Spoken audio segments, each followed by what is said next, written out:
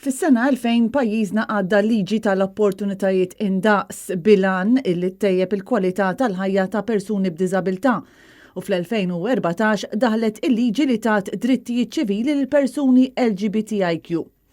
Madankollu iż-żewġ minoranzi għadhom iħabtu wiċċhom ma' ħafna sfidi u meta persuna tkun tappartjeni għaż-żewġ gruppi l-isfidi huma doppji minħabba nuqqas ta' għarfien fis-soċjetà in ġenerali. One of the biggest challenges is just the lack of awareness and acceptance. When one thinks of LGBT or disability, they're usually separate, not together. And even then, it's plagued by stereotypes and false misconceptions. Propju minħabba fekk il-Kummissjoni għad-Drittijiet tal-Persuni b'Diżabilità kkummissjonat riċerka li tat ħarsa profonda lejn dawk illi huma l-isfidi li qed iħabtu wiċċhom magħhom dawn il-persuni. Kif spjegatilna l-Kummissarju responsabbli Samantha Paġ Gazan. Bħala Kummissjoni rajna l-bżonn li nifukaw fuq din in-nix ta' persuni li ħafna mid-drabi ma nitkellmux fuqhom anke minħabba l-perspettiva li persuni b'diżabilità huma normalment asexual.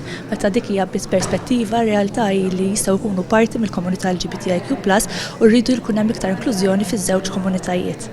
Din ir-riċerka saret mill-Fakultà għall benesseri tas-Soċjetà u fiha pparteċipaw numru ta' persuni b'diżabilità u li għandhom orjentazzjoni sesswali differenti, kemm Maltin kif ukoll Awċin.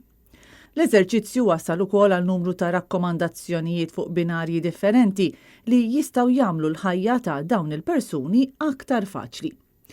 Intqal ukoll li biex jitkissru l-ostakli li qed jiffaċċjaw dawn il-persuni jeħtieġ li nibdew nisfidaw twemmin antik li wassal sabiex inħolqu stereotipi u ideat skorretti dwar persuni LGBTIQ b'diżabilità.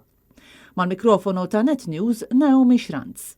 If we start to challenge these misconceptions and false beliefs about our groups and maybe start including talks about disability and sexuality and vice versa, we can start to break down the barriers that we face, the discrimination, and generally the challenges, and hopefully lead to a much more accepting society. Ir-riċerka bit-tema Intersecting Identities kellha lan li tixel dawl fuq il-fatt li persuni b'diżabilità għandhom l-istess bżonnijiet sesswali li għandu kull individwu ieħor, bit-tama li s-soċjetà teduka aktar ruħha u taċċetta lil kull individwu irrispettivament mill-abilità jew l-orjentazzjoni sesswali tiegħu.